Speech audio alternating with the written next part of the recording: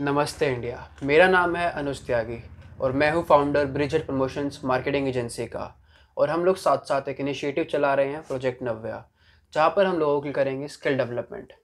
और उसी के साथ हम एक नया प्रोग्राम ला रहे हैं, हमारा खुद का अपना पॉडकास्ट, जिसमें हम लोग अलग अलग गेस्ट को बुलाएंगे, आपसे बात कराएंगे और आपको कुछ ना कुछ सीखने को वहाँ पे बहुत कुछ मिलेगा। तो आज के हमारे चीफ गेस्ट हैं मिस्टर परमिंदर कटारिया जी। नमस्कार जी। ये वार्ड नंबर 35 के काउंसलर हैं और ये 2011 में भी वार्ड 35 से काउंसलर रह चुके हैं और डिप्टी मेयर भी रह चुके हैं। बाकी आप किसी भी इंट्रोडक्शन के मोहताज नहीं हैं, लेकिन मैं चाहता हूं कि आप अपने मुंह से थोड़ी बातें अपने बारे में बताएं ताकि लोगों को पता लगे कि असलियत में कौन है परमिंदर कटारिया। मेरा नाम पूरा परमिंदर कटारिया। मेरा जन्म गुरुग्राम गांव में हुआ है और मेरे फादर आर्मी में थे, किसान भी थे और पुलिस में भी थे। मैं किसान का बेटा भी हूँ, फौजी का बेटा भी हूँ, पुलिस वाले का बेटा भी हूँ। मेरी परवरिश गांव में हुई। मैंने अगर बात करूँ तो खेती का काम बहुत किया। रोज़गार पढ़ते पढ़ते मैंने खेती खूब की और साथ में जब जॉब मेरी बहुत जल्दी समय में लगी थी, 18 साल से पहले मेरी जॉब लगी थी और जॉब करते करते मैंने अपनी ग्रेजुएशन कंप्लीट की। और उसी के साथ जब मैं युवावस्था में शुरुआत हुई तो मैं अपने जीवन की बात कहूँ तो भारतीय जनता पार्टी का कार्यकर्ता मैं 93 में, जब मेरी आयु मात्र 18 साल से कुछ कम थी, 18 साल के आसपास मानिएगा, तब मैंने भारतीय जनता पार्टी कार्यकर्ता के रूप में काम शुरू किया सामाजिक राजनीतिक जीवन में। तो उस समय मैं ग्राम समिति के अध्यक्ष से जीवन की शुरुआत की थी। इंडस्ट्री में मैंने कैरियर कंपनी है उसमें काम किया। मैंने 2001 में वीआरएस ले ली थी, वहाँ भी यूनियन से जुड़ा रहा और लगातार अनेक सामाजिक संस्थाओं में काम करने का अवसर मिला और भारतीय जनता पार्टी के कार्यकर्ता के रूप में भी काम करने का मिला। मैं भारतीय जनता पार्टी के अनेक पदों पर काम करने का अवसर मिला। जैसे मैंने कहा, मैं ग्राम समिति के अध्यक्ष से जीवन की शुरुआत की। उसके बाद मैं मंडल अध्यक्ष रहा, मंडल ऊपर मैं मंडल के साथ साथ ज़िले में महामंत्री यूथ का रहा, जिला अध्यक्ष रहा। इस तरह प्रदेश में मैं निवेशक प्रकोष्ठ का 2 बार प्रदेश सह संयोजक रहा, एनजीओ प्रकोष्ठ का अध्यक्ष रहा। अनेक पदों पर काम करने का अवसर मिला, मुझे सीखने का अवसर मिला। वर्कर यूनियन के नेता के रूप में मुझे काम करने का अवसर मिला। मुझे वर्कर की क्या समस्या हो इसके बारे में जानने का अवसर मिला और उनके लिए संघर्ष भी किया। मैं माता शीतला श्राइन बोर्ड का मेंबर भी रहा और मंदिर की सेवाएं मैं लगातार करते रहे। मैं 2005 से वहाँ हमारी टीम जल सेवा का काम करते हैं। ये हमारा सौभाग्य है कि हम गुरुग्राम निवासी हैं जहाँ माता का मंदिर है। अन्य बहुत सी सेवाएं वहाँ से की और जीवन में जब जब जैसा अवसर लगा, जैसे जैसी जिम्मेवारी मिली, अवसर की बात नहीं कहूँ लेकिन जिम्मेवारी मिली, उस जिम्मेवारी का ईमानदारी से पालन करने का प्रयास किया। तो मेरा अगला सवाल आपसे रहेगा कि जैसे आप पार्षद रह चुके हैं, अभी भी आप पार्षद हैं, तो आपसे बेहतर ये कोई समझा नहीं पाएगा। लोगों को एक बहुत कन्फ्यूजन रहती है कि असलियत में पार्षद का काम क्या होता है, उसकी रिस्पॉन्सिबिलिटीज़ क्या होती हैं। पार्षद के बारे में कई चीज़ें ध्यान करने की है। पार्षद है क्या? पार्षद आपका सबसे छोटी इकाई का जनप्रतिनिधि है। गांव में पंचायत मेंबर और सरपंच छोटी इकाई है और शहर में सबसे छोटी इकाई जनप्रतिनिधि के नाते पार्षद है। पार्षद का मतलब है कि वो उन सारे परिवारों का हिस्सा बन जाता है, क्योंकि जनप्रतिनिधि असल में सरकार और जनता के बीच की कड़ी होता है। जो काम सरकार ने करना है और जनता की ज़रूरत है, उस ज़रूरत को सरकार के साथ उपस्थित करना और उस मांग को कंप्लीट कराने के लिए लगातार प्रयास करना, वो जनप्रतिनिधि का काम है। तो इसलिए मैं ये कहूँ कि अगर शब्दों से कहूँ तो जनता और प्रशासन की बीच की कड़ी जनप्रतिनिधि होता है। और सबसे अच्छा जनप्रतिनिधि मैं ये कहूँ कि जनप्रतिनिधि के रूप में अनेक लोग हैं, अनेक पद हैं, चाहे वो पार्षद का पद है, चाहे विधायक का पद है या सांसद का पद है, लेकिन आम जनता के बीच में सबसे ज़्यादा भागीदारी, क्योंकि वो छोटी इकाई होती है, कम लोग होते हैं, सांसद के पास बहुत बड़ा क्षेत्र होता है, आम आदमी तक की छोटी इकाई को जोड़ने का काम अगर करता है, उन समस्याओं को उचित प्लेटफार्म पर ले जाने का काम करता है, वो जनप्रतिनिधि पार्षद होता है। और पार्षद के काम बताऊँ। अब आपने कहा बड़ा, पहले तो पार्षद का रूप हो गया, काम के रूप बताऊँ। पार्षद का रूप क्या है कि सबसे पहले मेरा मानना है कि पार्षद साइकोलॉजिकल रूप से लोगों के साथ खड़ा हो। समस्या केवल सीवर पानी नहीं है, ये भी एक पार्ट है। उसके साथ साथ आपसी तनाव हो सकता है, बाहरी कोई समस्या हो सकती है, जिसके लिए वो लगता है कि प्रशासन पे जाने से पहले वो जनप्रतिनिधि के पास जाता है, क्योंकि आज भी आम आदमी थाने तक जाने का डरता है, प्रशासन की किसी जगह पर जाने से डरता है। उसको लगता है कि मेरी बात सुनी जाएगी नहीं, क्योंकि उसका पहला अनुभव होता है। पहला अनुभव होता है तो उसको जानकारी नहीं, तो उस समय उसकी जो सबसे आसान कड़ी है जिसके पास जाकर वो बात कह सकता है, वो जनप्रतिनिधि होता है। उसके माध्यम से वो अपनी बात को उचित प्लेटफॉर्म पर ले जाए, इसलिए उसको पार्षद को साथ लेके चलता है। अब मैं बात कहूँ कि काम के रूप की बात कहूँ तो हमारा 60% समय व्यक्तिगत समस्याओं को उचित प्लेटफॉर्म ले जाने के लिए लग जाता है। मैं अपने जीवन की बात कहूँ, मैंने 2011 से एज ए काउंसलर के नाते, डिप्टी मेयर के नाते काम किया। उन सारे कामों में अगर सबसे महत्वपूर्ण काम रहा तो उन डेवलपमेंटों के साथ साथ आप उस इलाके के परिवार के हिस्से हैं। जिस तरह से परिवार का मुखिया होता है, समस्या होती है तो हम पूरे परिवार के मुखिया को बताते हैं, उस समस्या का वो समाधान करने का प्रयास करता है। उसी तरह का काउंसलर का रोल होता है। तो ये तो रहा भागीदारी सामाजिक रूप की, इसको इसको सामाजिक जिम्मेवारी कहते हैं।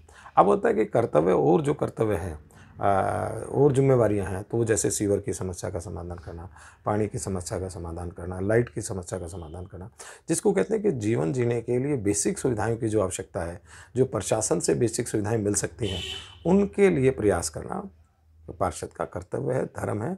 उसका पालन करना, उसका वो करना भी चाहिए, और मैंने बड़ी ईमानदारी से उसका पालन किया। क्या सड़कें भी आप ही के अंडर आती हैं, अगर जो हाँ, हमारे मैं एरिया में सड़कें बनेंगी? सड़कें की बात बताता हूँ। अगर हम बात करें, हमारे रोडों की 3-4 इकाइयाँ हैं। पहला रोड जो अगर बीचे गलियों की हैं, वो सारे रोड काउंसलर के माध्यम से हैं। वो जैसे हम आज नगर निगम की सीमा के अंदर हैं तो नगर निगम की जिम्मेवारी है। अगर बात करें जो राष्ट्रीय राजमार्ग है, वो केंद्र सरकार की और राज्य सरकार की भागीदारी से है। उसमें अलग अलग समय पर उसकी भागीदारी हो सकती है।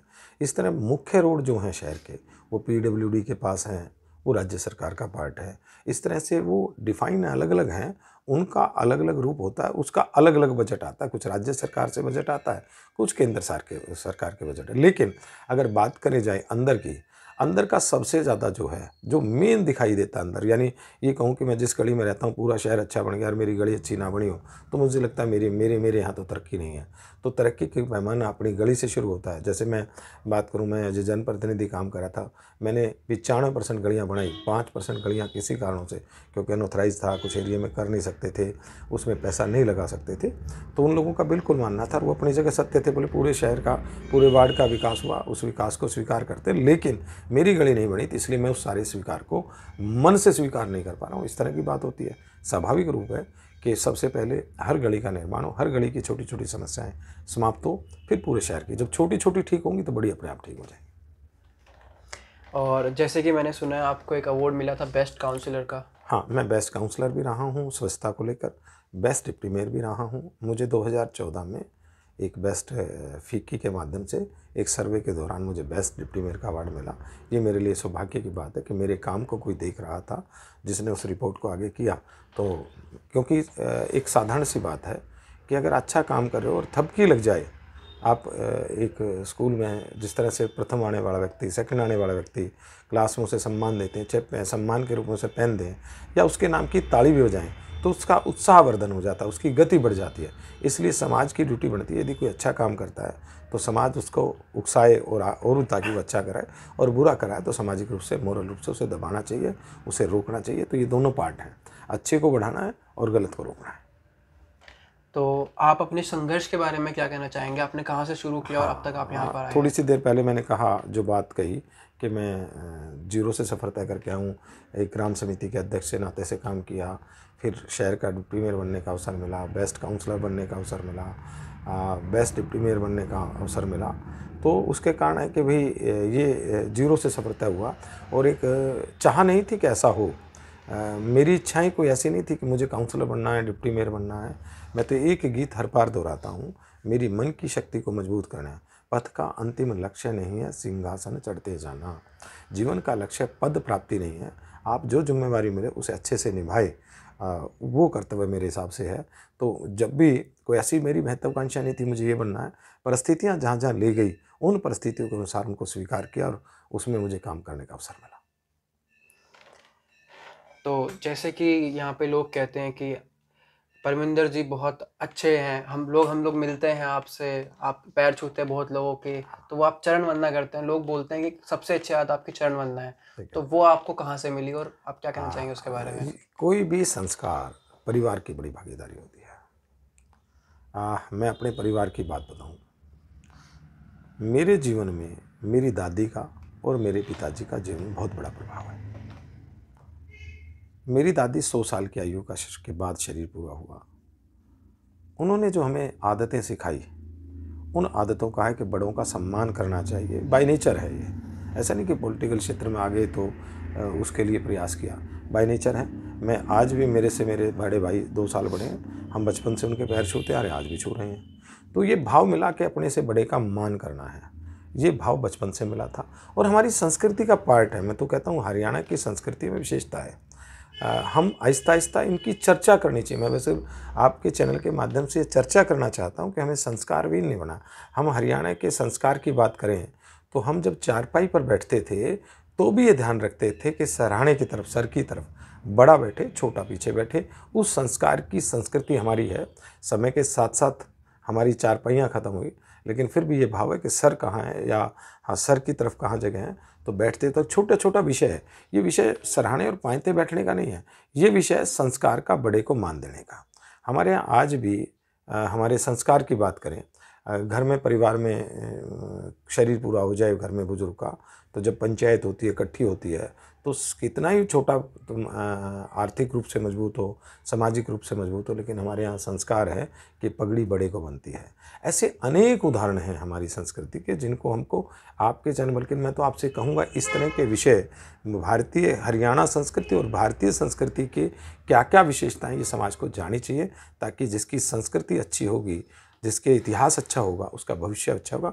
नई पीढ़ी में जो किसी कारण से इन चीज़ों को छोड़ रही है, मैं आपके चैनल के माध्यम से, बल्कि आप बहुत युवा हैं, आपका भविष्य बहुत अच्छा हो सकता है, लेकिन भविष्य के साथ साथ आप इस मुहिम को शुरू करें कि हमारा समाज संस्कार विहीन ना बने, संस्कारवान बने। गलत चीज़ें हैं उनको छोड़ने की आवश्यकता, अच्छी चीज़ों को स्वीकार करने की है।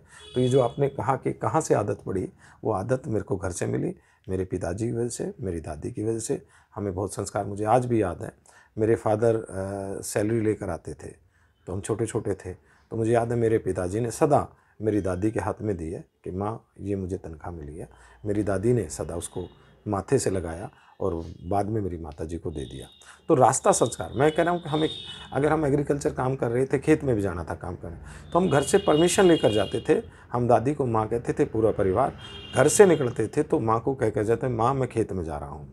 माँ, अगर मैंने जंगल भी जाना था, देसी भाषा में कहूँ, वो भी माँ से कह के, ये संस्कार के कारण है। तो ये निश्चित है कि जो आप कह रहे हैं व्यवहार कुशलता कह सकते हैं, बड़ों का सम्मान कह सकते हैं, इसको किसी रूप में आप कह सकते हैं, ये मुझे मेरे परिवार से मिला हुआ है। क्योंकि आपके एरिया में सब लोग सिर्फ यही कहते हैं कि परमिंदर जी दिल के भी अच्छे और वैसे भी अच्छे, हमेशा आपके लिए, मतलब हमेशा आपके द्वार उनके लिए खुले रहते हैं। ये बहुत अच्छी बात आपने कही। अगर मन को देखे तो बड़ा उत्साहित करती है, लेकिन मुझ में सैकड़ों कमियां हैं। उन कमियों को समय के साथ साथ में दूर करने का प्रयास, संपूर्ण कोई व्यक्ति नहीं हुआ, मुझ में बहुत से लोगों को कमियां दिखती हैं, मुझे बताएंगे तो मैं उसको ठीक करने का प्रयास करूंगा।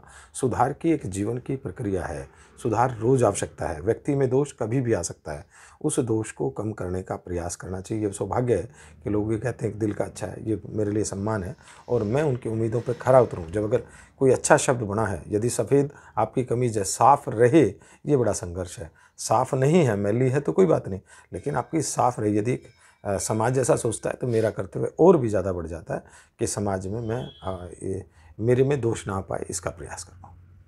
और मैंने एक चीज़ और सुनी है कि आप बहुत मीठा बोलते हैं और मीठा भी खाते हैं, तो इसका राज क्या है?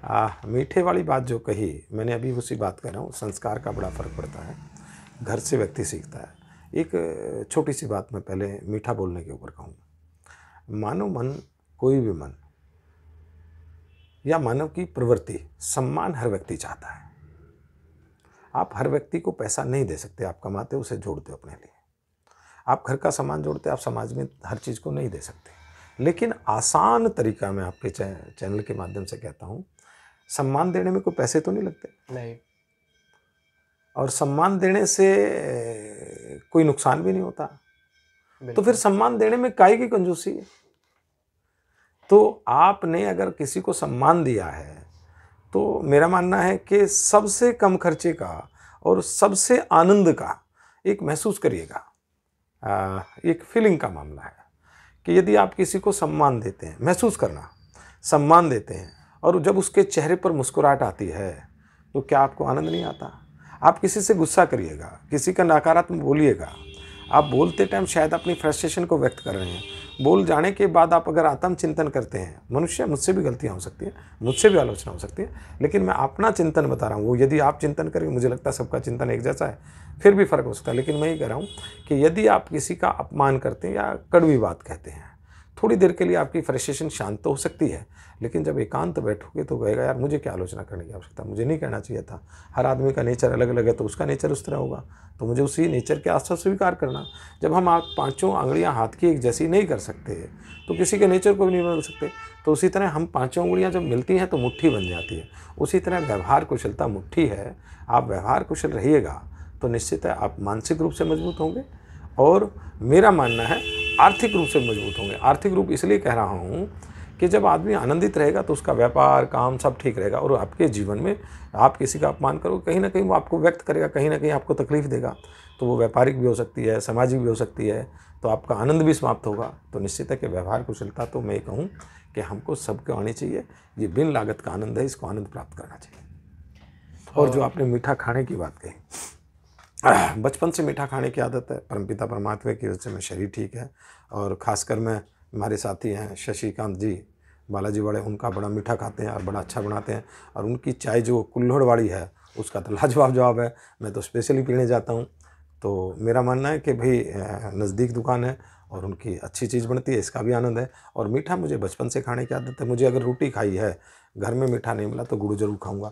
मीठा खाने की, और भगवान की कृपा मैं कहूँ अभी तक शुगर वुगर से फ्री हूँ, परमात्मा मुझे बचाए रखे। हाँ, निश्चित है कि साथी लोग कई बार बात कहते हैं मीठा नहीं खाना चाहिए, उम्र के साथ साथ परिवर्तन करना चाहिए। निश्चित है कि भाव आता भी है, मैं कंट्रोल करने की कोशिश भी करता हूँ कि ना खाऊं, लेकिन वो थोड़ा सा जिस तरह से पानी के वेग को रोकते हैं तो उतने प्रेशर से टूट कर जाता है। तो हर दिन अगर मेरा किसी पर संयम टूटता है, किसी प्रयास पर संयम टूटता है, तो मीठे पे टूटता है। मैं रोज़ सोचता हूँ, जैसे ड्रिंक करने वाला व्यक्ति सोचता है कि कल से मैं ड्रिंक नहीं करूँगा, उस तरह जैसे साथी लोग बात कहते हैं मीठा नुकसान करता है, कम खाना चाहिए, तो हर दिन सोचते हैं भाई कल से मीठा कम करेंगे। लेकिन एक दिन 2 दिन कंट्रोल होता है, 2 दिन बाद फिर उसके बाद फिर और ज़्यादा खाया जाता है। निश्चित है कि नहीं खाना चाहिए, मैं आपकी बात कह कि उम्र के साथ, लेकिन अभी तक परमात्मा ने ठीक रख रखा है। जैसी प्रभु की इच्छा, शरीर ठीक रहा तब तक प्रयास मिलता रहेगा, खाते रहेंगे साहब। बिल्कुल बिल्कुल स्वस्थ रहना चाहिए, ये बात तो कहना बिल्कुल सही है, और आप स्वस्थ हैं और आगे भी रहेंगे। चलो, प्रभु का आशीर्वाद, भगवान से भी हमारी यही दुआ है, माँ शीतला का आशीर्वाद। हाँ जी। और अभी जो आपके चुनाव हुए और जो आपके चुनाव के रिजल्ट आए, उसके बारे में आप क्या कहना चाहेंगे? मैं अगर चुनाव की बात कहूँ, ये बड़ा आनंद का विषय है। चुनाव लड़ने लगे, पार्टी से टिकट मांग रहे थे। अगर बात करूं मैं गुरुग्राम के कार्यकर्ताओं के रूप में, 5% कार्यकर्ता होंगे आज भाजपा में जो लगभग 25 साल पुराने हैं। अगर आज जितने काउंसलर बने हैं, मेरे से ज़्यादा पुराना कार्यकर्ता नहीं है, जो भाजपा के सिंबल पे या नॉन भाजपा के। लेकिन कई बार दुर्भाग्य हो जाता है। मैंने पूरी ईमानदारी से काम, मेरे किसी साथी से, आप भाजपा के किसी साथी से पूछेंगे, वो कहेगा परमिंदर से जैसा काम नहीं कर सकता, परमिंदर से ज़्यादा व्यवहार नहीं कर सकता, परमिंदर संगठन के काम बहुत अच्छे कर सकता है। जब भी चुनाव की जिम्मेवारी मिली, चाहे वो लोकसभा का चुनाव, विधानसभा चुनाव रहा, अगर 10 अच्छे काम करने वाले, उनमें से मैं अपने एरिया में बात करूं या आसपास के इलाके की बात करूं, 10 अच्छे जो भाजपा का काम करने वाले हैं, वो उसमें मेरा स्थान है, वक्ता के नाते स्थान है, बूथ मैनेजमेंट के नाते स्थान है। अनेक ऐसी चीज़ें जो संगठन को आवश्यकता होती है, उनमें मैं आत्मचिंतन करता हूँ या साथियों से बात करता हूँ, मैं बहुत अच्छे स्थान। लेकिन कई बार ना दुर्भाग्य हो जाता है, तो पार्टी ने टिकट नहीं दी, वो टिकट नहीं दी, मुझ में दोष होगा, पार्टी में कोई दोष नहीं होगा। उन्हें लगा होगा कि परमिंदर में से ज़्यादा बेटर कोई व्यक्ति होगा, तो वो संगठन की दृष्टि से हो सकता है या किसी का व्यक्ति का नज़दीकी हो सकता है। लेकिन कोई नहीं, उस निर्णय को भी स्वीकार करते हैं, वो स्वीकार कर लिया था। पर साथियों ने दबाव दिया, एक मीटिंग की कि परमिंदर जी आपको चुनाव लड़ना चाहिए, तो निश्चित है उसको स्वीकार किया। बल्कि मैं बड़ा भावुक हो गया जब इतनी संख्या में लोग इकट्ठे हुए और उन्होंने कहा कि आपको चुनाव लड़ना चाहिए, हमने अपना जनप्रतिनिधि चुनना है, पार्टी का सम्मान करते हैं पार्टी की जगह, लेकिन ये हमारे इलाके के विकास का विषय है। हमें अपना ही आदमी चाहिए जो हमारे बीच रहे। तो उस भावनाओं को स्वीकार करके चुनाव लड़ा और वो चुनाव लड़ा गया। तो उस चुनाव का मेरा चुनाव मैं आपको बता दूं, शायद आप यहाँ नज़दीक रहते इस जगह तो देखा होगा, मैंने चुनाव में लगभग 90% स्कूटर पर घूमता रहा। और आपको अच्छी बात बताऊं, बड़ी आनंददायक बात बताऊं कि जब चुनाव में ताकत दिखाने का समय आता तो रैलियां निकालते हैं या रोड शो करते हैं, उसका एक पार्ट है। तो उस पार्ट के नाते मैं बताऊं, मैंने किसी एक साथी को 10 रुपये तक का भी या 100 रुपये तक का भी तेल किसी गाड़ी में डलवाया। जो भी गाड़ी आई लोगों ने स्वयं लेके आए, स्वयं अपने खर्चे से लेके आए। जो भी साथी रहा, मैं ये नहीं कह रहा, जो भी आया अपने मन से आया और उम्मीद से अच्छा आया, क्योंकि वो उनकी इच्छा मुझसे उनसे प्रेम था। और चुनाव मुझे नहीं पता कैसे मैनेज हुआ, सारा चुनाव अच्छे से मैनेज हुआ और उसका रिजल्ट बड़ा आनंददायक रहा। आशा कर सकते हैं मेरी आशा से बहुत ज़्यादा अच्छा निकला। मैं आशा थी कि लगता था, कोई कहता था 500 वोटों से जीत सकते हैं, कोई कहता 200 जीतते हैं, कोई कहते नेक टू नेक है, हार भी सकते हैं, जीत भी सकते हैं। तो इस तरह का वातावरण लोग चर्चाएं करते थे। तो उसके बावजूद गुड़गांव में अगर 36 गुड़गांव और मानेसर के निगमों, दोनों इस ज़िले के निगम की बात करें तो इन निगम में सेकंड सबसे ज़्यादा लार्जेस्ट मार्जिन से जीतने का अवसर मिला। वो केवल कारण मेरे साथियों का प्रेम, मेरे इलाके की जनता का प्रेम, मेरे इस इलाके के साथियों का विश्वास, उसकी जीत थी कि एक पार्टी, जिस पार्टी की पूरे देश में प्रभाव हो, पूरे प्रदेश में प्रभाव हो, उसके बावजूद आपको सेकंड मार्जिन, लार्जेस्ट मार्जिन पर ले आए, ये जनता का प्रेम है। उसको मैं आपके मंच के माध्यम से हाथ जोड़कर यहाँ मेरे खासकर इलाके के सारे साथियों को, सारे कार्यकर्ताओं को, सारी जनता को प्रणाम करता हूँ। मुझे जो यश मिल रहा है वो आपके प्रेम के कारण मिल रहा है। परमिंदर ने कोई डिग्री प्राप्त नहीं की, केवल डिग्री प्राप्त की है तो वो आपके प्रेम की, आपके विश्वास की, आपके साथ की, आपके आशीर्वाद की। तो ये जीत को अगर कहें, मैं अगर पूरे दूसरे वीर कहूँ कि फरीदाबाद छोड़ दिया जाए तो पूरे हरियाणा में निर्दलीय के नाते सबसे बड़ी मार्जिन की जीत है।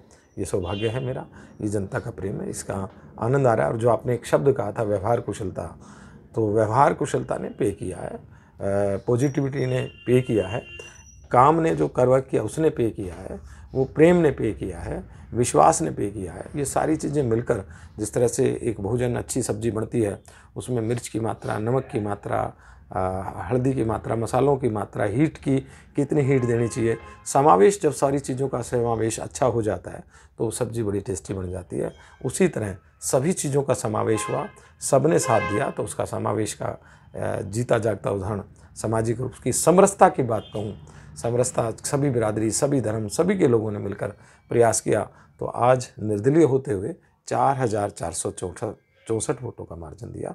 उसके लिए मैं तहे दिल से दोबारा हाथ जोड़कर धन्यवाद करता हूँ। आपकी यही सोच और व्यवहार शायद आपको परमिंदर कटारिया जी बनाता है और लोग आपको इसलिए मानते भी हैं और सब लोग आपको मानते हैं हमेशा इस चीज़ के लिए कि परमिंदर जी जब भी आते हैं तो हमारी समस्या को सॉल्व करके ही जाते हैं। और एक चीज़ और, अभी जब आप पहले पार्षद रहे थे उस समय आपने गुरुग्राम का, जो गुरुग्राम का नाम था उसे गुरुग्राम करा था, गुड़गांव से गुरुग्राम, तो इसकी जर्नी कैसे रही? हाँ, ऐसा है, संघ की शाखाओं में जाते थे तो शाखाओं में हमें गुरुग्राम कहा जाता था। मैं खासकर उस गांव से हूँ जहाँ से गुड़गांव शहर या गुरुग्राम शहर की नींव रखी गई। मेरे गांव का नाम ही गुड़गांव गांव है। तो मैं उस गांव में जन्म लिया तो हम चर्चाएं करते थे, क्योंकि हम लोग भी जो गुरुग्राम निवासी हैं जिन्होंने आकर इस गांव को बसाया वो लाहौर से यहाँ आए थे। हमारे फोर फादर गुड़गांव गांव की, जो बाल गुहेर फैमिली और कटारिया फैमिली, दोनों फैमिलियाँ लाहौर से यहाँ आकर बसी। सबसे पहले इन्होंने गांव बसाया। तो हम गांव में सुनते थे, इतिहास से मेरा इंटरेस्टिंग चैप्टर रहा है, तो हम आए दिन सुनते थे कि ये गुरु द्रोण की भूमि और हमारा नाम गुरुगांव था। गुरुग्राम नहीं था, गुरुगांव था। तो गुरुगांव से बिगड़ते बिगड़ते गुड़गांव हो गया। तो आए दिन जब समाज में चर्चा करते थे, कोई गुड़ की मंडी के कारण कहता था हमारा ये जो नाम था, हमारा नाम हिस्ट्रिकल नाम है और हमारा नाम छुप गया था। हम गुरु, हमारा समाप्त, गुरु को गुड़ का नाम ले लिया था। तो मन में भाव थे कि यार, जिसकी कहते हैं, मैंने एक शब्द अभी पहले कहा उसी को दोहरा रहा हूँ, कि जिसका इतिहास अच्छा होता है उसका भविष्य अच्छा होता है। तो मन में कहा यार, हमारा अच्छा नाम था, क्यों बिगड़ जाए। अगर परिवार में किसी सदस्य का नाम बिगड़ जाए तो परिवार चाहता है ना कि इसका नाम शुद्ध उच्चारण हो, ताकि उसको अच्छे सम्मान से बोला जाए। प्यार में कभी या गुस्से में किसी का नाम निकल जाते हैं तो सुधारने का। जब आंख खुली तभी सवेरा, मन में भाव आया कि हम यहाँ के निवासी हैं, ये हमारा शहर है, इसके नाम को हम ठीक करेंगे। तो वो मन का भाव था, और वो भाव को ताकत कब मिलती है? एक व्यक्ति, किसी व्यक्ति जब अच्छे पद पर होता है तो पद पर आने के बाद पद की एक गरिमा होती है। मैं एज ए बचपन से मन में था, बार बार प्रचार करते थे। परमपिता परमात्मा माँ शीतला की कृपा से मुझे गुरुग्राम का प्रथम डिप्टी मेयर बनने का अवसर मिला। तो उस समय जो सपने थे, जब आपको सत्ता मिलती है, पद मिलता है, तो अपने सपनों में सत्ता के पेन से या ताकत के पेन से रंग भरने का काम करते हैं। तो जब रंग भरने की बात आई तो इस जन्मभूमि के नाते मेरा पहला कर्तव्य था कि नाम सुधरे, और उसलिए हमने छोटी छोटी मीटिंगें शुरू की। फिर मीटिंगें शुरू करके हमने सुरेंद्र पाल जी को बुलाया, जो महाभारत में, हमें महाभारत सीरियल बचपन से देखा, शायद आप लोगों ने नहीं, हमारे बचपन का फेवरेट सीरियल था रामायण और महाभारत। तो महाभारत में जिसने भूमिका द्रोणाचार्य की वो सुरेंद्र पाल जी हैं। मैंने उनसे संपर्क किया, जिसमें सूरजपाल अम्मू जी ने बड़ी मेरी मदद की। मैंने उनसे संपर्क किया और उनसे विनती की कि हम गुड़गांव का नाम गुरुग्राम करना चाहते हैं और आपसे मदद मांग रहे हैं। तो उसने कहा बड़ी अच्छी बात है, मेरी क्या भागीदारी हो सकती है? मैंने कहा हम हस्ताक्षर अभियान शुरू करना चाहते हैं, और हम हस्ताक्षर ऐसे व्यक्ति से शुरू कराना चाहते हैं जिससे इस भाव को और गति मिले। तो उसने कहा जी मेरी क्या भाव, मेरे बारे में क्यों ऐसा सोचते हैं? मैंने कहा जी आपने महाभारत में द्रोणाचार्य की भूमिका अदा की। हाँ, जो सीरियल, बहुत द्रोणाचार्य के कई सीरियल बने होंगे, उनमें भूमिका अदा करी होगी और कलाकारों ने करी, लेकिन जो आम जनमानस के दिमाग में था, द्रोणाचार्य की भूमिका सुरेंद्र पाल जी नज़र आते थे। उस नाते से हमने, मेरे मन का भाव था, वो स्पेशली आए और हमने दिल्ली रोड पे गार्डन से उनसे पहला हस्ताक्षर करके शुरू कराया। उसमें सुनीता दुग्गल जी भी थी, उनका भी धन्यवाद करता हूँ, उनके भी हस्ताक्षर हुए, जो बाद में सांसद भी बनी और हमें मदद मिली। तो हमने आहिस्ता आहिस्ता उसका प्रयास किया और हस्ताक्षर होते रहे। और ख़ासकर मैं उस समय के 35 काउंसलरों का विशेष रूप से धन्यवाद करता हूँ, जिसने इस मुहिम में हमारा साथ दिया। सर्वसम्मति से नगर निगम के हाउस में पास किया कि गुड़गांव का नाम गुरुग्राम होना चाहिए। तो सबसे पहला मील का पत्थर साबित हुआ कि हमने सबसे पहले हाउस में पास किया। फिर हमारे प्रदेश में भाजपा की सरकार बनी, इस विचार को और प्रबल मिली और आहिस्ता आहिस्ता जो हमने सपना देखा था वो हमारा पूरा हुआ। मनोहर लाल खट्टर जी के आशीर्वाद से, राविंदर जीत के आशीर्वाद से गुड़गांव का नाम गुरुग्राम हुआ। जब आप पहले पार्षद रहे थे उस समय अशोक विहार फेज़ 1, फेज़ 2 और सेक्टर 5 में बहुत अच्छी प्रगति हुई थी। तो अब आप जब दोबारा पार्षद बने हैं तो अब आप क्या देख रहे हैं, आगे क्या करने वाले हैं? हाँ, जिस तरह से प्यार है उसके साथ उसकी जिम्मेवारी भी है। एक शब्द हमें स्कूल में सिखाया था, कर्तव्य और अधिकार दोनों साथ साथ चलने वाले। कर्तव्य और अधिकार एक गाड़ी के दो पहिए हैं। आप अधिकार चाहते हैं तो कर्तव्य का पालन करें। तो उस तरह से जो प्यार दिया है उस नाते से मेरी जिम्मेवारी और बढ़ गई है। तो मैं अगर बात करूं अब हमें असली उद्देश्य क्या है, अभी आप सेक्टर 5 की आप एंट्री करें, सबसे पहले सेक्टर 5 की बात करें। आज सेक्टर 5 सबसे कमज़ोर, अगर गुरुग्राम के 5 सेक्टर हैं उनमें से एक सेक्टर 5 है। क्योंकि आप चाहे चिंतपूर्णी मंदिर की तरफ से एंट्री कर लें या माता मंदिर की एंट्री कर लें या अशोक विहार की तरफ से एंट्री कर लें या लेबर चौक की तरफ से एंट्री कर लें, जो भी एंट्रियां हैं वहाँ कूड़ा स्वागत करता है आपका। पशु स्वागत करते हैं, हमारा पशु स्वागत करते हैं। और सभी फुटपाथ टूटे हैं। मार्केट के आप जाइए, मार्केट की हालत है ख़राब है, सीवर ओवरफ्लो हो रहा है। अगर बात करी जाए 5 सबसे ख़राब अगर कोई सेक्टर हैं उनमें से पहले 5 खराब में सेक्टर 5 है। ये मेरे लिए सबसे बड़ी चुनौती सेक्टर 5 की है। मैं आपको विश्वास दिलाता हूँ पहले तो सेक्टर 5 की आपके माध्यम से कि हमको 1 साल में लगभग हम पहले अच्छे सेक्टरों में सेक्टर 5 को लाएंगे। और उसमें निश्चित है कि हमने काम शुरू कर दिया है, पार्कों को साफ़ कराना शुरू कर दिया है, रोड पे सफाई का शुरू कर दिया है। पहले स्वच्छता का है, फिर फुटपाथ का है और हमारी बेसिक खासकर सीवर का वो काम शुरू करा दिया। अभी कल परसों हमने जो हमारी फूल मार्केट थी वहाँ पानी भरता था, उसके लिए ड्रेन की व्यवस्था भी कर दी है ताकि बारिश आए तो वहाँ पानी ना भरे। आपने देखा होगा जब वो बारिश आती है तो फूल मार्केट के सामने पिछले बारिश आने के बल्कि 10 दिन तक पानी भरा रहता है, गाड़ियों की हालत ख़राब हो जाती है, लोग वहाँ निकल नहीं पाते, पैदल निकलने की स्थिति नहीं रहती। तो इस तरह का प्रयास है एक एक करके इन सारी समस्याओं। और अगर आती है अशोक विहार की बात, तो अशोक विहार की एक बड़ी मुख्य समस्या है जिसका मैंने आधा काम कर लिया है और आधा बाकी है। हमारा बहुत सा क्षेत्र अनऑथराइज है, वो किन्हीं कारणों से रह गया। जब कभी 2008 में सर्वे हुआ तो उस स्थिति में क्या हुआ कि फेस 1 सारा मन में मान रखा था ऑथराइज है, लेकिन ऑथराइज नहीं था। तो हमारी कई एकड़ ज़मीन जो है, जो लगभग 35 साल से बसी हुई है और 95% बसी हुई है, मल्टी स्टोरी बिल्डिंग बन गई है, वो किन्हीं कारणों से अनऑथराइज रह गया। उसके हमने प्रयास किया, उसकी फ़ाइल सभी डिपार्टमेंट से एनओसी लेकर निगम के सभी कर्मचारियों के साथ जो टीम कर रही थी, कुलदीप जी शर्मा जी हैं और साथी हैं, उनके साथ लगातार संपर्क करके लगातार उन फाइलों को आगे कराते, और उनको कराने के बाद हमने वो फाइल चंडीगढ़, ये जो लोक विधानसभा के चुनाव से पहले हमने कोशिश की थी कि शायद मुख्यमंत्री जी चुनाव से पहले घोषणा कर दें, हमने उनको चंडीगढ़ पहुंचा दिया है। आज हमारा ऑब्जेक्शन कोई नहीं है। जो नॉर्म्स हमें 14 पॉइंट उनसे लेने थे, चाहे पोल्यूशन, चाहे हमने फॉरेस्ट डिपार्टमेंट से लेना था, रेवेन्यू डिपार्टमेंट से लेना था, लैंड एक्विजिशन से लेना था, उन सभी डिपार्टमेंट से हमने एनओसी लेकर अपने इलाके की फाइल कंप्लीट कराकर सभी अधिकारियों के यहाँ मंडल कमिश्नर तक साइन करा के चंडीगढ़ भिजवा दी है। अब मन का सपना है, मुख्यमंत्री के सहयोग से, विधायक और सांसद जी के सहयोग से हम कोशिश करेंगे ये कॉलोनी हमारी जल्द से जल्द उतराई जाओ। इसके लिए स्पेशली आज मैं, बल्कि यहाँ से आपके इंटरव्यू के बाद मैं चंडीगढ़ जा रहा हूँ।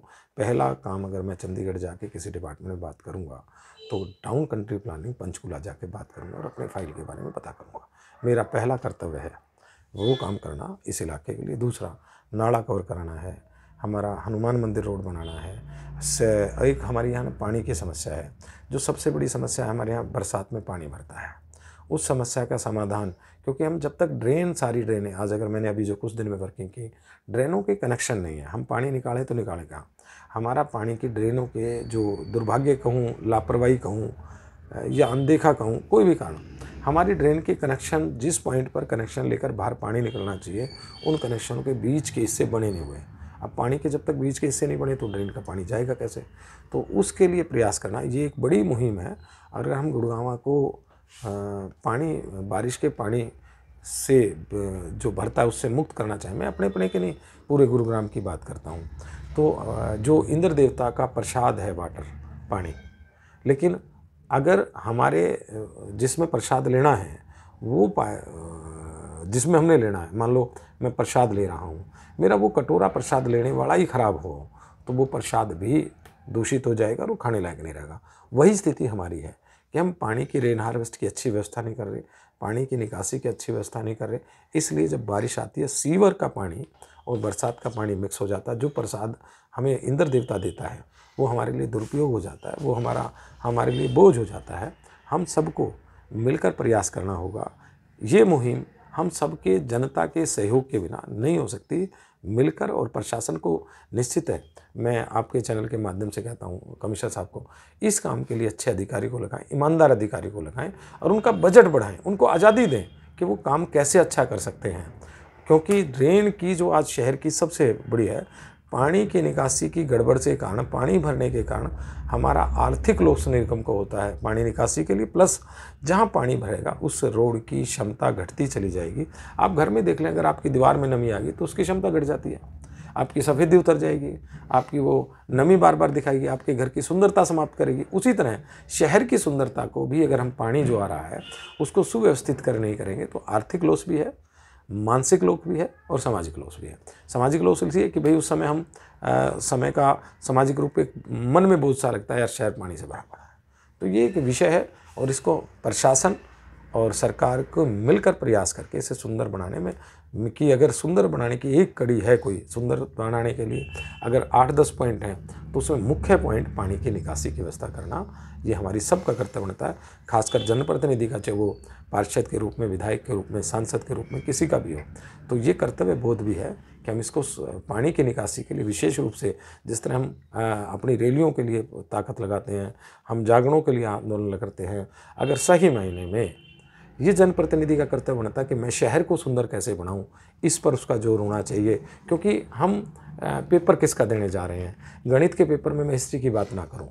अगर जनप्रतिनिधि बना है तो मैं आपके चैनल से स्पष्ट कहना चाहता हूं और अपने साथी जनप्रतिनिधि से भी ये विनती करना चाहता हूं कि हमारा चैनल, हमें जो अवसर मिला है, व्यवस्थाएं ठीक करने के लिए मिला है, उसमें मेरी भागीदारी सबसे ज़्यादा होनी चाहिए, उसमें मेरा काम दिखना चाहिए। क्योंकि यदि सभी हम अपने कर्तव्य का पालन करेंगे तो निश्चित है कि रिजल्ट बहुत अच्छे आएंगे।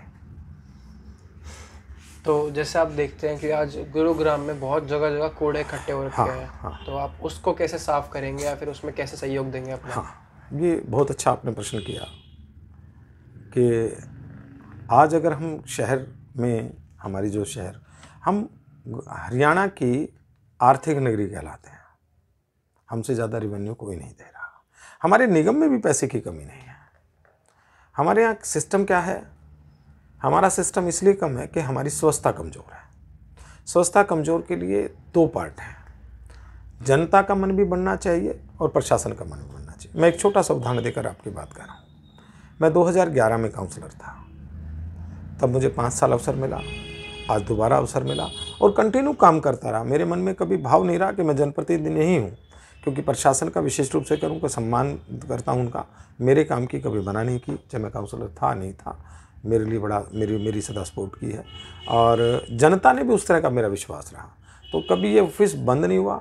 आज जैसे ऑफिस चल रहा है 2011 से ऐसे ही चलता रहा। ना मन में भाव कम आया कि मैं जनप्रतिनिधि नहीं हूँ या काउंसलर नहीं हूँ, और ना जनता ने विश्वास में कमी आई। तो अब आती है कि जो आप कह रहे हैं कूड़े की, उसकी दो भागीदारी हैं। जैसे मैं अपने इस वार्ड से शुरू की थी, मैं इस वार्ड में 26 कर्मचारी थे सफाई वाले 2011 में। उनमें से कुछ रोजगार छोड़ गए, किसी की डेथ हो गई। आज मेरे ख्याल में, मैंने अभी सैनिटेशन साथियों से बात की, तो आज हमारे यहाँ 16 लगभग कर्मचारी हैं। 26 से 10 कर्मचारी कम हो गए। 10 कर्मचारी हो गए तो अब ये बताइए कि शहर बड़ा है, एरिया बड़ा हुआ है, बिल्डिंग ज़्यादा बनी है, उसके बावजूद कर्मचारी घट गए। तो मेरी ये पहली हाउस की मीटिंग में प्रयास होगा कि मैं व्यक्तिगत कमिश्नर को मैं कह चुका हूँ, इसमें कोशिश करूँगा जहाँ जहाँ कम से कम हम 2011 में जितने कर्मचारी थे उतने कर्मचारी उस एरिए में ज़रूर रखें, क्योंकि टीम होना बड़ी उस तरह की टीम होना बड़ा ज़रूरी है। दूसरा, हमारी जितनी संस्थाएं वार्ड में या इलाके में प्राइवेट संस्थाएं हैं, जैसे स्कूल है, तो मैं आपके चैनल से माध्यम से कहता हूँ, वो अंदर की सफाई कर सकते हैं तो उसके चारों तरफ की सफाई की वो जिम्मेवारी लें। मार्केट अपनी एसोसिएशन बनाकर उसके साथ जिस तरह से उसको सुंदर, क्योंकि मार्केट सुंदर होगी तो उनका व्यापार भी अच्छा चलेगा। इस तरह की छोटी छोटी कमेटियाँ बनाकर स्वच्छता का काम करना चाहते हैं। सरकार की भागीदारी और संस्थाओं की भागीदारी। मान लो मार्केट है रोड पे और उस मार्केट में वो अपने सिक्योरिटी गार्ड रखते हैं, उसी तरह यदि वो एक कर्मचारी, सफाई कर्मचारी भी रखें और जो खासकर सफाई पे ध्यान रखें तो और ज़्यादा अच्छी हो सकती है। क्योंकि ये भागीदारी, स्वच्छता केवल एक आदमी का काम नहीं है। और सरकार के विषय में भी कहूँ, बात बताऊँ, सरकार कोई भी, ए की सरकार हो, बी की सरकार हो, सी की सरकार हो, पारस का पत्थर नहीं ले रही कि वो छुएगी और सोना बना देगी। जब तक मानसिकता का परिवर्तन नहीं आएगा, परिवर्तन नहीं होगा। उस परिवर्तन की ये तो सरकार का पार्ट है, अब जनता का पार्ट है। हमारा कूड़ा बाहर कौन डाल रहा है? ये जो कूड़े का उत्पादक, मैं भी कूड़े का उत्पादक हूँ, आप भी कूड़े के उत्पादक हैं, सभी लोग कूड़े का उत्पादक हैं। जो हमारा सामान पैक होके आया, हमने यूज किया, यूज होने के बाद जो सामान निकला उसे हम डस्टबिन में डालते हैं। उसी तरह हमने फल लाए, फ्रूट लाए, सब्जी लाए, वो सारी चीज़ें भी हम जो उसके कवर होते हैं, फल का कवर, केले का भी एक कवर है, नेचुरल कवर है, परमात्मा ने कवर बना के दिया उसकी लाइफ बनाने के लिए। हर प्रकृति ने हर चीज़ को जीवन लंबा चलाने के लिए, जिस तरह से हम फ्रीज का यूज़ करते हैं, उसकी टेम्परेचर मेंटेन करके उसकी लाइफ बढ़ी रहे, इस तरह प्रकृति ने भी, अगर आप महसूस करेंगे, महसूस करने का विषय है, हर एक की लाइफ कवर दिया है कि उसका, जैसे हम संतरा खाते हैं तो जब तक वो संतरा उसके कवर के अंदर है तब तक उसकी लाइफ है। जिस दिन उसका कवर उतार देते हैं उसकी लाइफ कम हो जाती है, वो सड़ना शुरू हो जाएगा। उसी तरह जो आपने लेके आए तो कवर, फल का भी कवर आया और सब्जी का भी ऐसा ही कवर है, सब्जी के ऊपर एक चौथ का है, उसे भी हम उतारते हैं। तो प्रकृति ने उसको लाइफ देने के लिए कवर दिया। हम यूज वाली चीज़ रखते हैं और कवर को निकाल देते हैं। कवर निकाल के जिस तरह के, चाहे पैकिंग का कवर आया या प्रकृति का कवर है, उस कवर को सुव्यवस्थित ढंग से लगाना, ये हमारा कर्तव्य। हम उस यूज करने वाली चीज़ को तो यूज कर लिया, लेकिन हम जो उसका कवर आया या उसकी लाइफ बनाने के लिए आया या आसानी से पहुंच पाए इसके लिए बनाया, हम उसको डिस्पोजल में डाल देते हैं और वो कूड़ा जहां प्रॉपर डालना चाहिए वहां ना डालते। तो पहला तो उस कूड़े को प्रॉपर डालना, आप हम सबको जागरूक होगा। जो कूड़ेदान बने हुए हैं, खासकर रेंट पे रहने वाले साथियों को विशेष रूप से विनती करता हूँ, खासकर कमरों में रहने वाले जो लेबर में हैं या हस्बैंड वाइफ काम करते हैं, उनसे विनती करता हूँ कि वो कूड़े को बाहर ना डालें, क्योंकि जिस परिवार रहता है उसमें गाड़ी आती है वो दे देता है, लेकिन जो हस्बैंड वाइफ या रोज़गार करने वाला व्यक्ति है जो सुबह जाता है, जिस समय गाड़ी नहीं आती उस समय वो उसके घर गाड़ी नहीं आती तो कूड़ा नहीं उठा पाता, तो उस कूड़े को वो डिस्पोजल कहीं ना कहीं मौका देख कर करने की कोशिश करता है। घर में रख नहीं सकते वो चीज़ है, तो इसके लिए कहीं ना कहीं कुछ पॉलिसियाँ बनाने की ज़रूर कोशिश करेंगे। साथ में एक विनती करता हूँ, जो सबसे बड़ी भागीदारी की ज़रूरत है, हम अपने कूड़े को सेग्रीगेशन करना शुरू करें। आम के आम गुठली के दाम है साहब। आपके चैनल के माध्यम से, आप इस मंच के माध्यम से एक बात कहता हूँ, हम इतना ही साहूकार हो साहब, चाहे धीरू भाई अंबानी के परिवार हो या बिरला का परिवार हो, कभी भी आप उनके घर भी जाके चेक कर लेना, अखबार की रद्दी को कूड़े में नहीं डालते। आप में से कोई अखबार की रद्दी कूड़े में डालता देखा है? मैंने नहीं देखा। जब अखबार की रद्दी नहीं डालते तो फिर कवर आया, वो भी तो कागज़ पॉलीथीन है।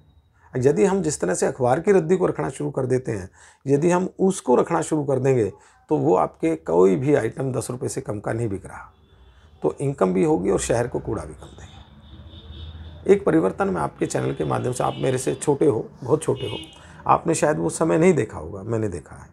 हम घरों में ग्रामीणांचल की बात करूं या शहर की बात करूं, झाड़ू लगती थी सुबह शाम घर में, और वो कूड़ा मैं ये बात करूं, एक तसला भर जाता था या एक बड़ा स्थान होता था, उस पर बहुत सारा इकट्ठा हो जाता। गन्ने खाए तो जहाँ खाए वहीं छोड़ के डाल दिए, बीड़ी स्मोकिंग की तो वहीं डाल दी, पेपर पाड़ा तो वहीं डाल दिया, मूंगफली खाई तो छिलके डाल दिया, ऐसा वातावरण था।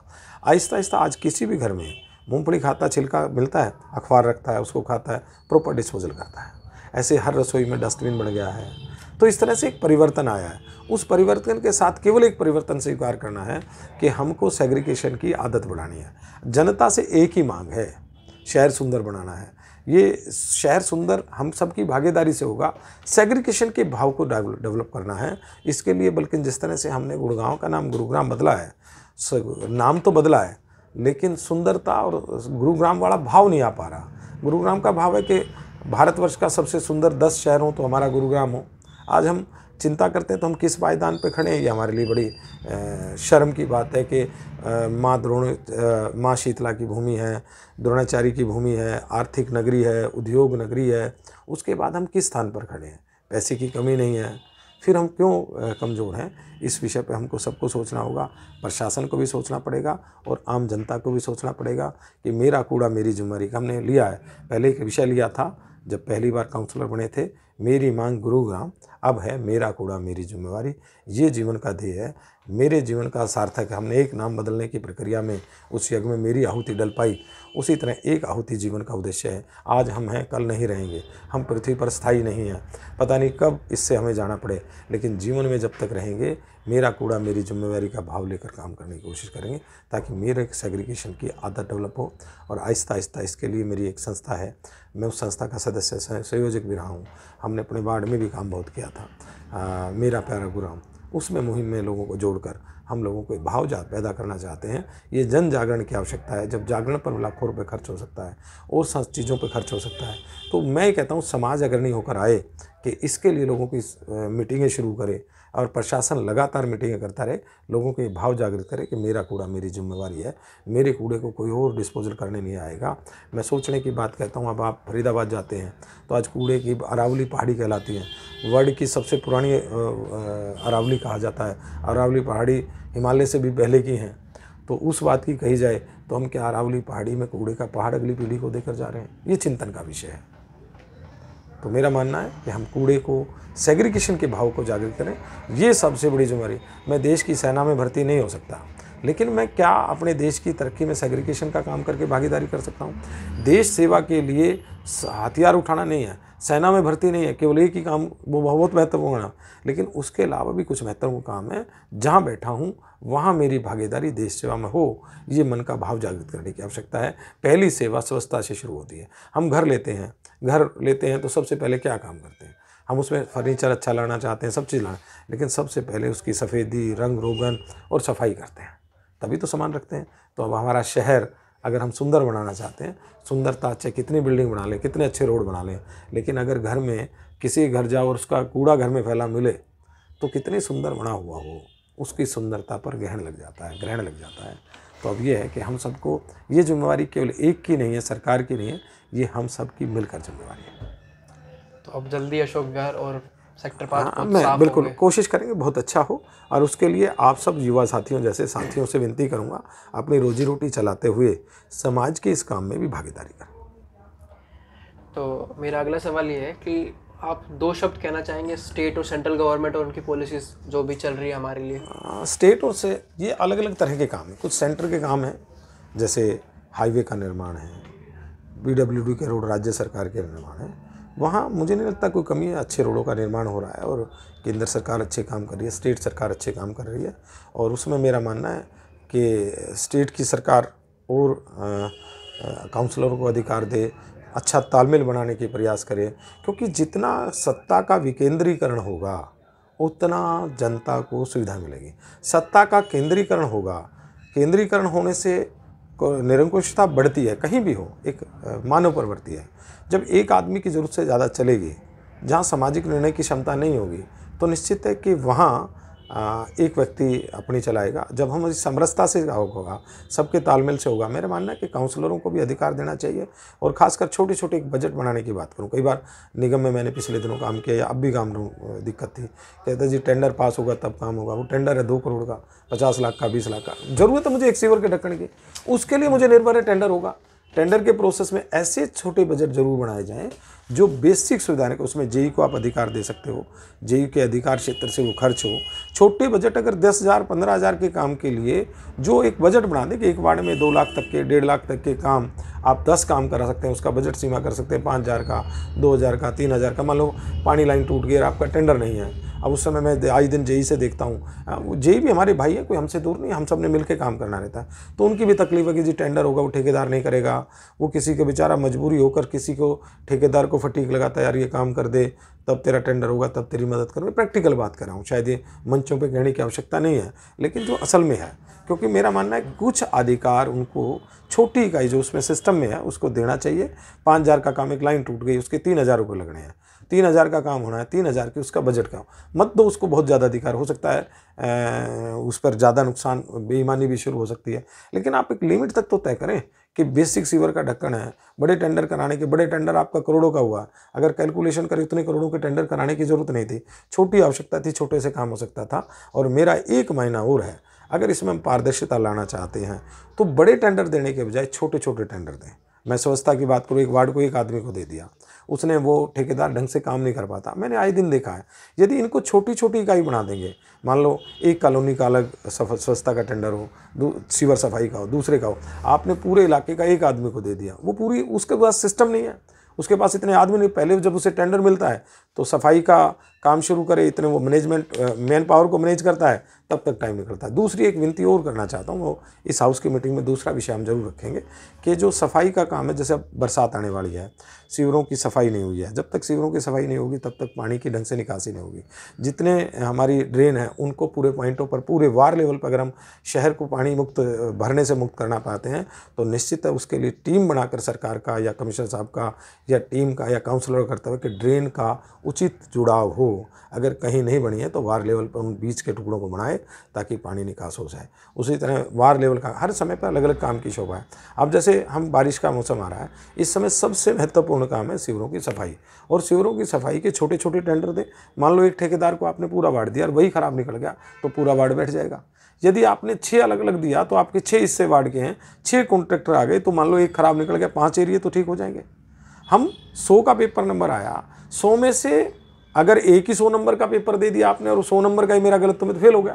यदि वो छोटे छोटे नंबर हैं के होंगे तो जैसे मैं एक एक नंबरों के नंबर पूरे पूरे मिलते हैं, उसी तरह मैं वार्ड के काम के लिए कोई छोटे काम, सीवर का ढक्कन है, कोई छोटी छोटी लाइन रिपेयर है, छोटे से काम, यदि छोटी सी रिपेयर है, मान लो 4,000 की रिपेयर होकर कोई टुकड़ा टूट गया उसका रिपेयर होना है, तो ऐसे छोटे बजट अगर शहर को सुंदर बनाना है तो छोटी इकाई को अधिकार देने चाहिए।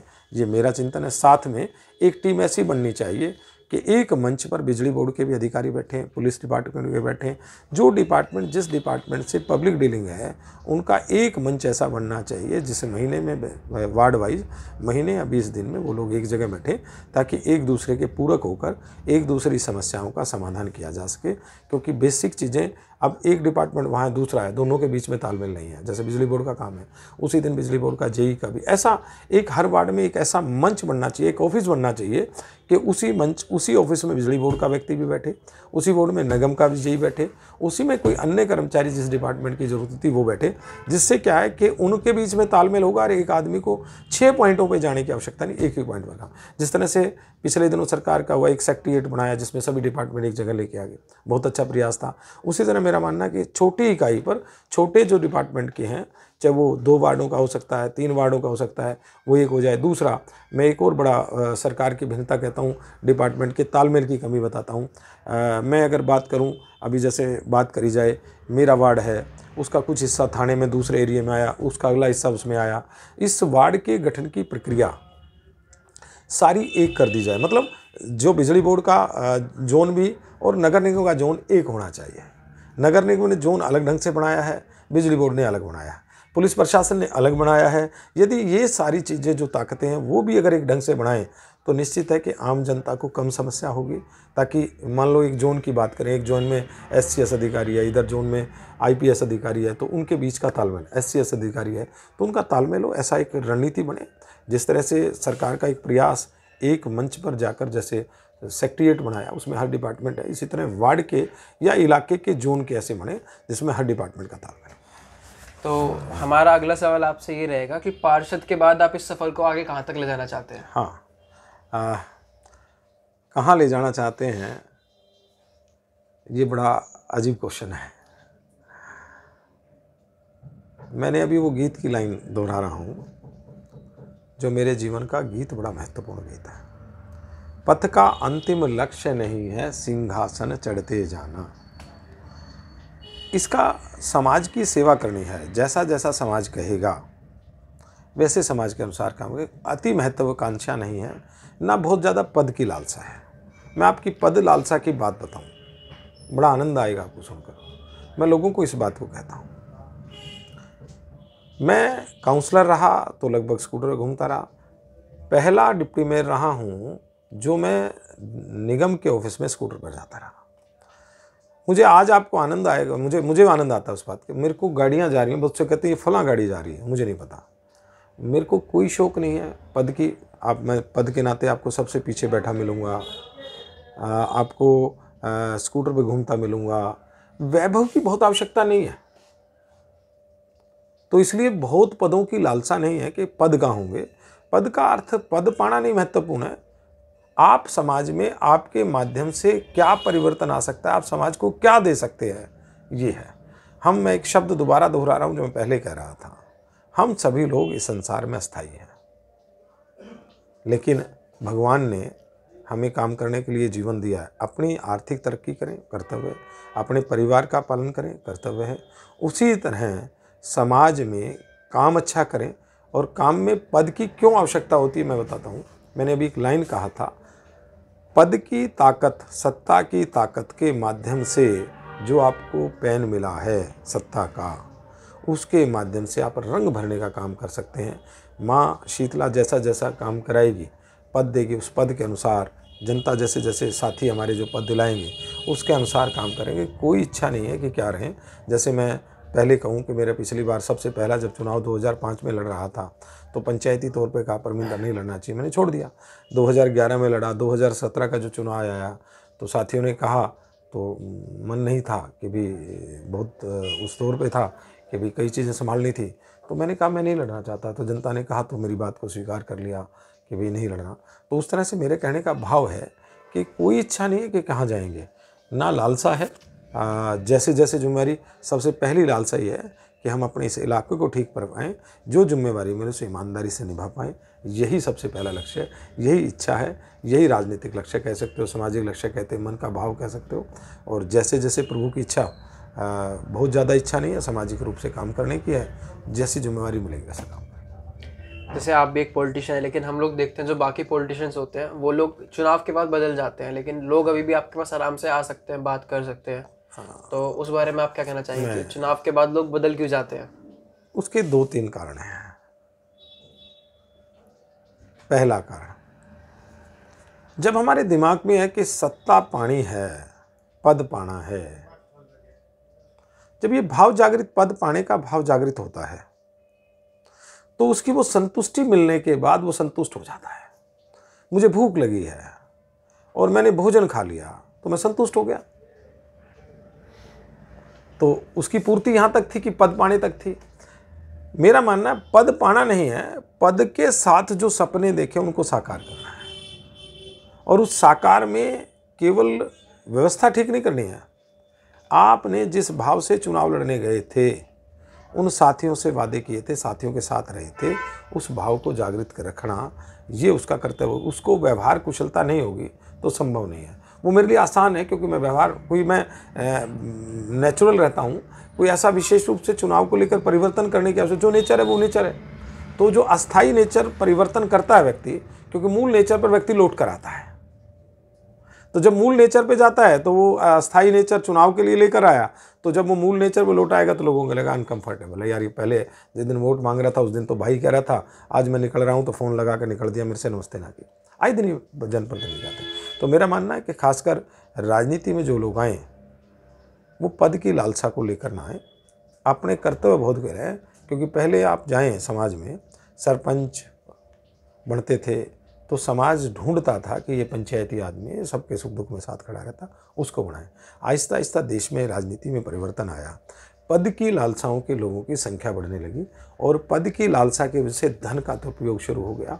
निश्चित है कि आज एक आम साधारण व्यक्ति, सच्चाई है, मंच पे कहते वक्त पीड़ा से कह रहा हूँ, आम साधारण व्यक्ति चुनाव लड़ना नहीं चाहता क्योंकि चुनाव का सिस्टम ऐसा बदल गया, लोगों की स्थितियाँ ऐसी बदल गई। और एक और चीज़ है, अगर मैं पॉलिटिशियन के रूप में कहूँ, पहले पॉलिटिशियन की कमिटमेंट की वैल्यू थी, आज पॉलिटिशियन की कमिटमेंट की वैल्यू घटी है, इसलिए पॉलिटिशियन का कद भी घट गया है। ये है कि स्वार्थरत तो हो सकता है कि मुझे लगता है इससे ये काम हो सकता है इसलिए आकर्षण, लेकिन सामाजिक रूप से अगर बात की जाए, आम आदमी जो सम्मान आज से 30 साल पहले पॉलिटिकल व्यक्ति करता था, मेरा मानना है उसमें गिरावट आई है। तो जो पॉलिटिशियन के नाते कहूँ कि उसका कर्तव्य है कि वो समाज के साथ समरसता से रहे, क्योंकि वो केवल व्यवस्थाओं का भागीदारी नहीं है, वो समाज का पार्ट है। मैं दूसरे शब्दों से कहूँ कि जो मैं पहले कह रहा था उसी शब्द को दोहरा रहा हूँ, जनता और प्रशासन की बीच की कड़ी है। हम अधिकारी के पास नहीं जा सकते, लेकिन जनप्रतिनिधि जो हमारे घर दरवाजे वोट मांग कर गया था, हाथ जोड़ कर गया था, तो उसी हाथ जोड़ से उसे आशा है कि हमने उसे हाथ जोड़ते अपने घर देखा था, तो हमारे सामने में चित्र रहता है कि हाथ जोड़ के नमस्ते करेगा। तो जब वो उसका बदलता है तो लोगों को पीड़ा होती है। मेरा मानना है जिन आँखों आप गए हो, उस सत्ता के परिवर्तन तो आते हैं, लेकिन इतना परिवर्तन ना आए कि आदमी को गैप आ जाए, उससे मिलने में दिक्कत आ जाए। दूसरी दिक्कत क्या होती है, जब चुनाव लड़ता है, ये मैं पार्ट कह रहा था नेता का, दूसरा पार्ट जनता को समझने की जरूरत भी है। चुनाव लड़ता उस समय केवल दहेज वोट लेना था, क्योंकि उस समय एक पीरियड है, जिस तरह मैं किसान का बच्चा हूँ तो फौजी का बच्चा भी हूँ और पुलिस वाले का बच्चा भी हूँ। तो हम खेती की बात करें, जब हमारे खेत में लावणी आती है या बिजाई का टाइम होता है, उस समय किसान पूरी ताकत बिजाई पे लगाता है। जब खेत की फसल काटने का टाइम आता है तो पूरी ताकत फसल। अगर हम आशा करें कि उसी तरह वो खेत में लगातार काम करता रहेगा, संभव नहीं, क्योंकि उस समय वो केवल वोट के उद्देश्य दरवाजे गया था। अब उसका उद्देश्य व्यवस्था ठीक करना भी है, उतना समय नहीं दे पाएगा, उसको हमको स्वीकार करना चाहिए। जनता को भी इस बीच में, आम जनता की जो आपने क्वेश्चन किया इसलिए कह रहा हूँ, समझना होगा उस समय उसे वोट, क्योंकि वो सिस्टम है कि सब घर जाने का था, अब सिस्टम है कि उसको व्यवस्था ठीक करने की है, उस व्यवस्था में उसकी भी मजबूरियों को हमें समझने की आवश्यकता है। तो ये दोनों की स्थिति को समझने का है। और दोबारा मैं ये कहता हूँ, जनप्रतिनिधि का काम जनता का केवल व्यवस्था नहीं, वो जनता के सुख दुख का साथी भी है, सुनने वाला भी है, उसको उचित प्लेटफार्म पर उस बात को ले जाने वाला भी है। तो ये आवश्यकता है। और जो हम लोग आपको देखते हैं, इंस्पायर होते हैं, तो आप हमें कुछ सीख देना चाहेंगे अपने जीवन से? सबसे पहला, हमारे संस्कार को अपने मन में समा कर रखना। आज एक कमी आई है कि हम जब छोटे थे, बात आपसे सलाह दे रहा हूँ, मैं गांव से निकलते थे, चाचा लगता था, ताऊ लगता था, अंकल लगता था, जो भी नाता था, हम उसे राम राम करते थे। भारतीय संस्कृति, हरियाणा संस्कृति में राम राम सम्मान का भाव रहा है। जितनी बार मिलते थे, हम 4 बार मिलते थे, 4 बार राम राम करते थे। लेकिन आहिस्ता आहिस्ता मैं ये कहता हूँ, यूथ में थोड़ी कमी आई है कि वो लगता है मुझे एक गैप सा आ गया है, वो नमस्ते करते चकता रहा है। पड़ोसी से भी नमस्ते करते ही चकता है, कहता जरूरत होगी तब नमस्ते करूँगा।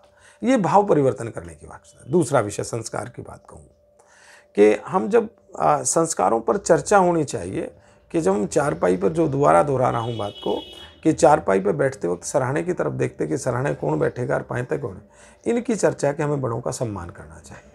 जब बड़ों का सम्मान होगा तो नेचुरल है कि आप में संस्कार डेवलप होंगे और आप अपने आप में आनंदित महसूस करेंगे। मुस्कान दोगे तो मुस्कान लौट के आएगी। तो राम राम करोगे, नमस्ते करोगे तो मुस्कान आएगी उसके चेहरे पे, उसकी मुस्कान की पॉजिटिविटी मुझे भी तो आएगी। बोल मारेंगे तो बोल लौट कर तो आएगी। तो पहला तो ध्येय है कि हम संवाद की प्रक्रिया को और बढ़ाएं और संवाद की प्रक्रिया में सम्मान को ध्यान में रख के करें।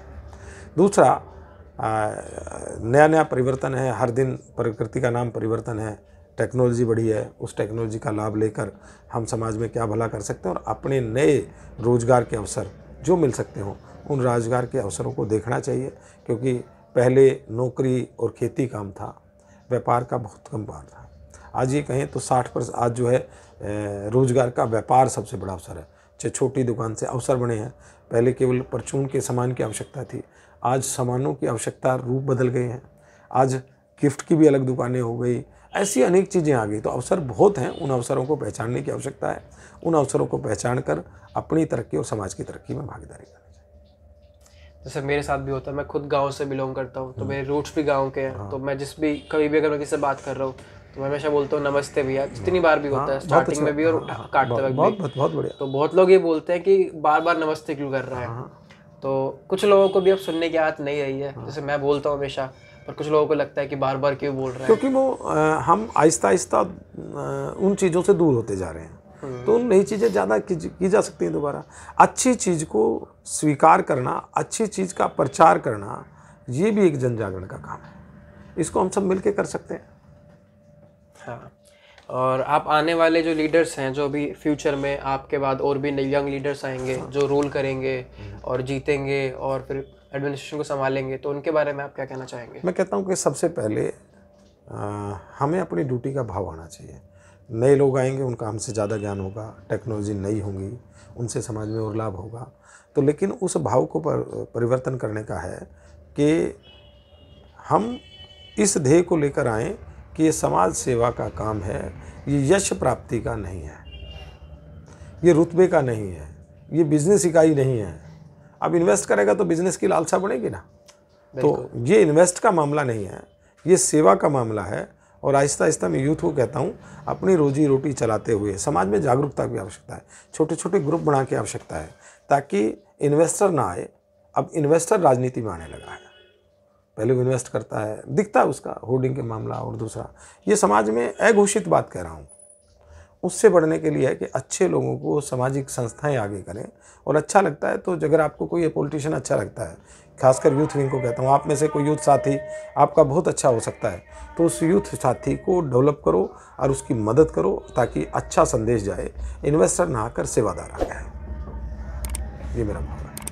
तो शुक्रिया आपको, आपने हमें टाइम दिया। और बाकी सौभाग्य मेरा, मेरे बच्चे हो, छोटे भाई हो, आपने मेरे से बात की और मेरे लिए समय निकाला, उसके लिए तहे दिल से धन्यवाद करता हूं। और हम सब मिलकर गुरुग्राम के हित में, हरियाणा के हित में और देश के हित में काम करें, ऐसा भाव लेकर काम करेंगे और निश्चित स्वयं भी खुश रहेंगे, औरों को भी खुशी देंगे। बहुत बहुत धन्यवाद। नमस्कार।